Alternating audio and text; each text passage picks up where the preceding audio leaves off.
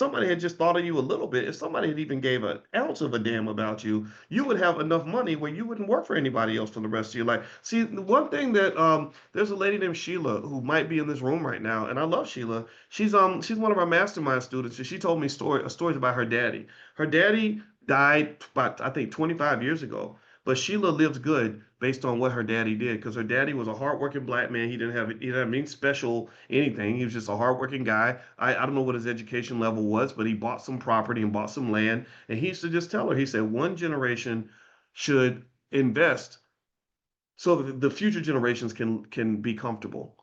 And she says, so my father literally takes care of us from the grave. So when I met with Sheila and we talk about wealth decisions and strategies, we're not speaking from a position of strugglenomics.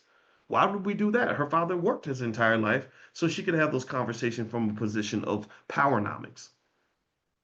So really, if you really want to think about the whole scenario in terms of what the black athlete represents for the black community as this multi-trillion-dollar asset, you have to understand that assets pretty much only have value if they're properly managed.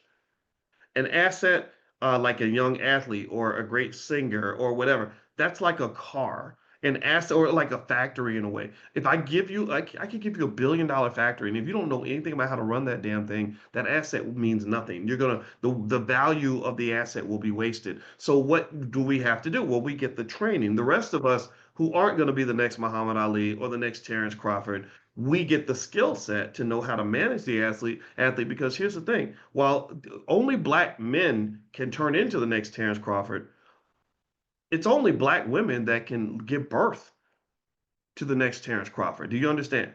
But Muhammad Ali wouldn't exist if it wasn't for a black woman that gave birth to him, right? Black women are the only ones that can give birth to these black babies that are doing these amazing things. So, in my view, when you're giving birth to these beautiful little assets called children, the desire and the ability to manage that asset properly, to give them the discipline, give them the focus, give them the education, make sure you have the education, the focus, and the discipline. That's how the family works together to build something that cannot be torn down. Shaquille O'Neal is he's 7'1". He was 250 pounds, and he was the most ferocious player in the entire NBA. He was the only person I've ever seen, including Michael Jordan, who could not be stopped by anyone. The only person that could stop Shaquille O'Neal was himself. If he had Michael Jordan's work ethic, he would have won a championship every year. He just didn't have the mindset of a Michael Jordan, but he still won some championships. He was that freaking dominant. There has never in the history of the NBA ever been a white version of a Shaquille O'Neal.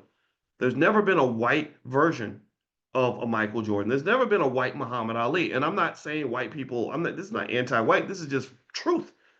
So the black women that gave birth to these men were equally responsible for the success of these men, and their fathers as well, right? So with Shaquille O'Neal, let me tell you about Shaquille O'Neal, why Shaquille O'Neal is going to be a billionaire before he dies. Shaquille O'Neal, when he went to the NBA and his mother saw that he was this $1 billion asset of an athlete, she managed that. She managed his money, made sure that he didn't blow it all. They managed legacy. They made sure that everything was protected. His father was a military guy. Shout out to all the veterans in the room.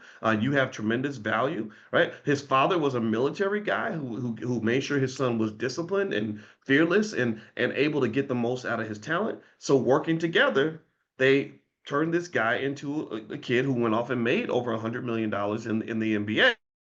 And all the while, the family was right there in the background managing this $1 billion opportunity. They weren't going to let this opportunity get thrown out the window. So when you see drugs infiltrate the family, that's going to be a wasted opportunity.